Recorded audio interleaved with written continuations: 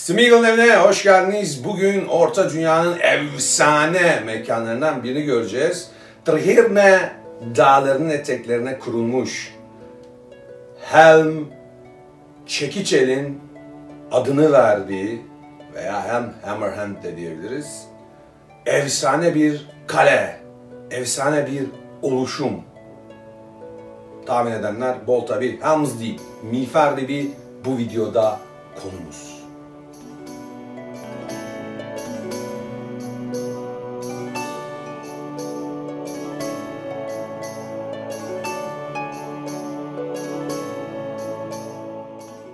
Eski adı Caernarfon olan bölgeden bahsediyoruz aslında. Biz orayı Rohan olarak biliyoruz. Buraya kurulmuş bir kale. Olayın özü bu ve yerini incelememiz gerektiği vakit Beyaz Dağların kuzeyindeki büyük bir kaleden bahsediyoruz. Kökeni Gondor'un ilk günlerine dayanıyor. O derece eski bir tarihi var. Ve ilk zamanlarında bir Gondor yerleşkesinden bahsediyoruz. Daha henüz ne Rohan, ne Rohirrim, ne de onların konuştuğu Rohirrik dili ortalıkta yok. Buradan devam ederek şu noktaya geliyoruz. Caernarfon denen bölgenin batı ucunda yer alıyor bölge, kale daha doğrusu. At nalı şeklindeki bir dağın eteğine yapılmış bir kurgu, bir kalemsi trak diyelim çünkü içinde yerleşim yeri de var aslında. Sadece savunma amaçlı değil ve ilk ismi Horn Rock olarak geçiyor. Boynuz Kaya diye de bunu çevirebiliyoruz. Aslında daha sonrasında Hornburg olarak çağrılıyor ve bu noktada yine Horn, o üfledikleri boynuz, Burg ise Orta Çağ Avrupa'sında kale surlarıyla çevrili köylere, kasabalara verilen isim. Bu açıdan da görevini tam yerine getiriyor. Ona konan isim. Tarz olarak Slavlara son derece benzeyen bir ırktan bahsediyoruz. Aslında yerleşke ilk olarak Aglarond olarak adlandırılıyor Orta Dünya için. O şekilde biliyor ırklar. Bu bölgede kurulan kale daha sonra o boğaz yapısını, daha doğrusu o at nalı yapısını kapamak için bir de sur çekiliyor. Bu şekilde o dağın bittiği yerin girişini kapatıyorlar. Ve bu surlar 6 metre yüksekliğinde ve 4 kişi yan yana dizilip üzerinde yürüyebiliyor aslında. Son derece müstahkem bir bölge oluşturuyorlar. Çok iyi destekliyorlar. Bu büyük kale ile surlar arasındaki geçişi geniş merdivenler sağlıyor. Ve iki vadi duvarını birleştirmek koşuluyla da aslına bakarsanız aşılamaz bir savunma duvarı oluşturuyor bu dönemde Gondor. Ve kuzeyde bir de kardeş kalesi var bu kalenin, Isengard. Kuzey kalesi ve güney kalesi, Isen dediğim gelen o geçitin içine giren, oradan geçen insanlar, ordular, her kim olursa bunları gözlemeye başlıyorlar. Dillerini düşündüğümüzde Rohirrik'in Germanik kültürden, Orta Çağ Germanik kültüründen geldiğini söyleyebiliriz aslında. Beyaz ve Sisli Dağlar arasındaki bu geçiti koruyan kaleler o dönem Gondor halkı tarafından yerleşke olarak kullanılıyor. Ancak daha sonrasında Gondor'un o şanlı günlerinin sona ermesi ve bölgeyi ele geçiren hastalığın etkisiyle beraber bu bölgedeki halk oldukça azalmaya başlıyor. Bölgenin ve kalelerin o şanlı günlerinin sona ermesiyle beraber doğal olarak burada bazı olaylar gelişmeye başlıyor ve bu noktada tarih nedir diye baktığımızda 3. çağın 2510. yılında o dönemki yönetici Vekilharç Krion, Gondorlu Krion ki kendisi 12. yönetici bölgenin 12. yöneticisi, Dunlendinglerden oluşan bir, daha doğrusu Dunlending'den gelen ordularla başı ciddi anlamda bir derde giriyor ve bu noktada kuzeydeki atlı bir ırk, Eotet denen bir ırk yardımına geliyor ve Krion'u Güneylilerin gazabından kurtarıyor.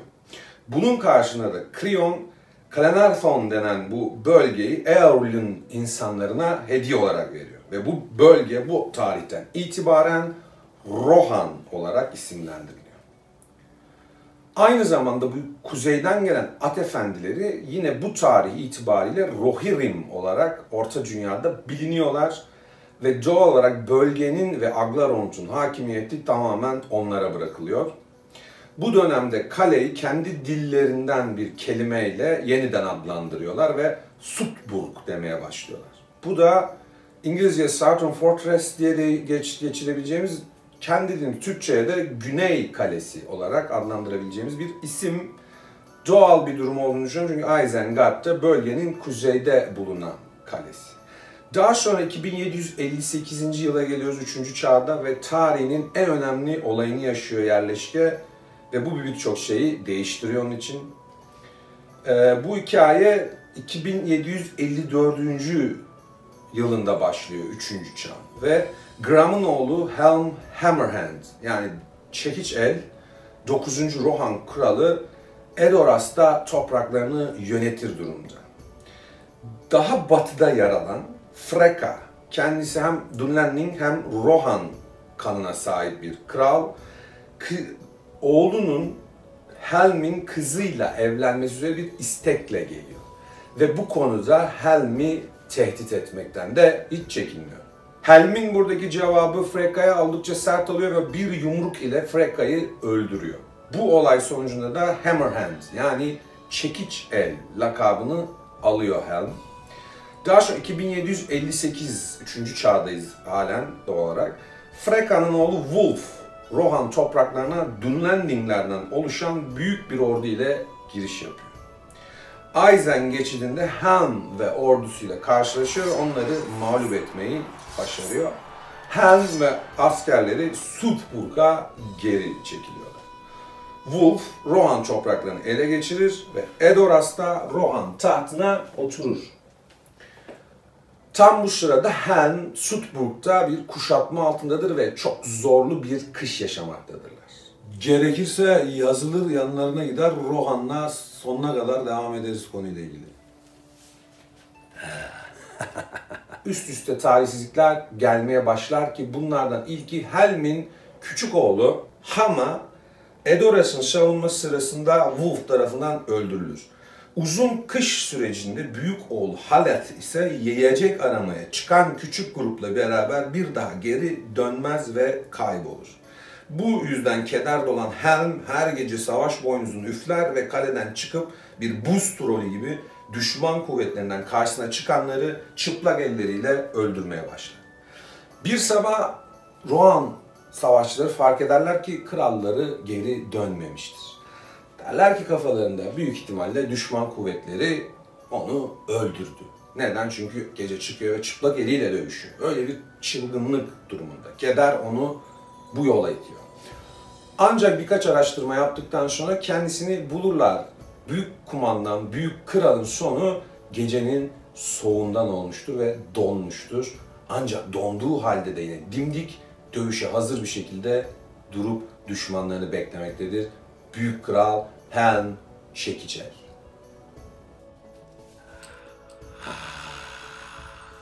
Bu zorlu durum 3. çağın 2759. yılına kadar devam eder. Burada ne oluyor? Bir kurtuluş yaşıyorlar. Bunu nasıl yaşıyorlar? Helm'in yeğeni Frelaf Hildeson yardıma geliyor. Ve Dunharrow'dan yola çıkıyor ordusuyla, kuşatma güçlerini yeniyor ve Rohan'ın 10. kralı olarak tahta oturuyor. Ancak bu sırada doğal olarak orijinal kral soyu bitmiş, 2. kraliyet soyu başlamış oluyor ve ilk kral da kendisi oluyor. Kaleye ve bölgeye düşen kralın onuruna Helm's Deep diyorlar. Aglarond ismi bu saatten sonra tarihe gömülüyor. Aynı zamanda kaleye Sutburg olan yere de Hornburg adını veriyorlar ki kralın o düşmana korku salan savaş bonusu hep anılsın ve hatırlansın diye. 3. çağda birkaç defa daha Rohirrim'i koruyan kale için sonunda zapt edilemez veya surları aşılamaz denmeye başlıyor. 3019'da Hornburg Savaşı'nda özellikle filmin aksine burada belirtmek lazım, Grimmar'ın etkisiyle Theoden ve ordusu Isengard'a yöneliyorlar. Ve Eowyn geride kalan savaşamayacak halk ile Edoras'tan daha rahat savunabileceğini düşündüğü Dunharova yani daha güvenli bir bölgeye ilerliyor. Theoden yolda Aizen kalelerinden kaçan Rohan askerlerini görüyor ve Isengard ordularının üzerine doğru geldiği haberini alıyor. Bu noktada karşısındaki gücün 1000 atlı ve 10.000 Uruk-hai ve Dunlanding karışım bir ordu olduğunu belirtmekte fayda var ve Theoden Helm's Deep yani Miğfer Dibi kalesine geri çekiliyor ve burada bir kuşatmaya hazırlanıyor. Bu noktada hemen filmden tanıdık bir karakter karşımıza çıkıyor. Kim? Gamling the Old. Filmde de Gamling'i gördük bir şekilde. Aslında Helm's Dyke denen o surlardan sorumlu komutandan bahsediyoruz. Sonuç olarak Uruk-hai ordusu geliyor, kaleye dayanıyor. Binlerce merdivenle saldırılarla kaleyi yokluyorlar, test ediyorlar. Sonuç ne? Tabii ki Rohan alışılageldiği gibi bütün saldırıları bertaraf ediyor. Ancak kalenin su gideri veya su yolu denen bir bölgeden bir grup ork kalenin içine girmeyi başarıyorlar. Bu içeri giren grup tarih boyunca kalenin savunucu bölgesine giren ilk düşman kuvveti oluyor. Bu grubu da Gimli'nin başında olduğu bir grup Rohan askeri geri püskürtüyor. Ancak açığı hisseden Uruklar Saruman'ın da yeni bir buluşu ile bu deliği zorluyorlar ve bir patlama, bir kalede gedik açılma durumu gerçekleşiyor. Ve bu artık surların Rohirrim'i koruyamayacağı anlamına geliyor. Bu noktada Gimli'nin içinde olduğu bir grup asker ışıldayan mağaralara geri çekilirken Aragorn ve bir grup Hornburg'a geri çekilirler. Uruklar kaleye girmek için artık o Hornburg dediğimiz son iç kaleyi ele geçirmek için yine patlayıcı kullanmak isterler. Ancak tam bu sırada Hornburg'un ünlü boynuzu üflenir ve Aragorn ile Theoden yönetimli kuvvetler karşı saldırıya geçerler. Onlara ışıldayan mağaradaki kuvvetler de katılmıştır. Düşmanı surlara kadar yararak uzaklaştırırlar ve Mart 4 tarihler Mart 4'ü gösterirken orman tarafından bir yardım gelir. Entlerin çobanlığını yaptığı Hornlar Saruman'ın güçlerinin geri çekilmesini engelleyeceklerdir. Tam üstünlüğü çevirirken artık konuyu tamamen sonuca bağlayan hamlede Beyaz Gandalf'tan gelir. Erkenbrand ve Westfold yani Batı Ağı dediğimiz yerden topladığı 1000 savaşçı ile Helm's Deep'e Aragorn, Theoden yardımına gelen bir büyücü Beyaz Gandalf'tan bahsediyoruz. Beyaz büyücünün de savaşa katıldığını gören Dunlanding savaşamayacak hale gelir ve oldukça korku içinde teslimiyet başlar düşman ordusunda. Panikleyen orklar ormana kaçarlar ki kötü bir fikirdir. Çünkü son kişiye kadar Huornlar tarafından katledileceklerdir. Teslim olan Dunlanding savaşçıları Kral Theoden tarafından affedilirler. Evlerine sağ salim dönme sözü verilir. Ancak bu söz ne koşullar altında tutulacaktır? Dunlandingler bir daha asla Aizen Nehri'nden Rohan tarafına geçmeyecek.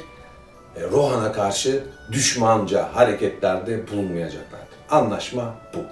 4. çağa geçtiğimizde kaleyle ve yerleşimle ilgili çok fazla bir bilgi yok. Ancak ışıldayan mağaralarda Gimli'nin kurduğu bir koloni bilgimiz var. Bunun kurulduğunu biliyoruz Tolkien yazmalarından ve bu dönemde Gimli, Minas Tirith'in kırılmış olan kapılarını tekrar yapan grubun başında, Lord'u böyle o mağaraların. Bu tür bir bilgi var. Eomer'in Rohan'ın arasını Gondor'la iyi hale getirecek hamleleri olduğunu biliyoruz. Onun dışında çok daha fazla detaylı bir bilgi mevcut değil kale ile ilgili. Burada verilebilecek en net bilginin Eomer'in yani 18. Rohan kralının 3. kral soyunun ilk temsilcisi olduğudur ki bu noktadan da biz yavaştan kapanışa gideriz diye düşünüyorum. Evet, Smeagol'un evinde Miğfer Dibi, Helm's Deep hikayesini dinledik. Umarım hoşunuza gitmiştir, güzel zaman geçirmişsinizdir. Bir sonraki videoya kadar hepinize kucak dolusu sevgiler. Hoşça kalın, kendinize bakın. Hoşça kalın. Hoşça kalın. Hoşça kalın. Hoşça kalın. Hoşça kalın.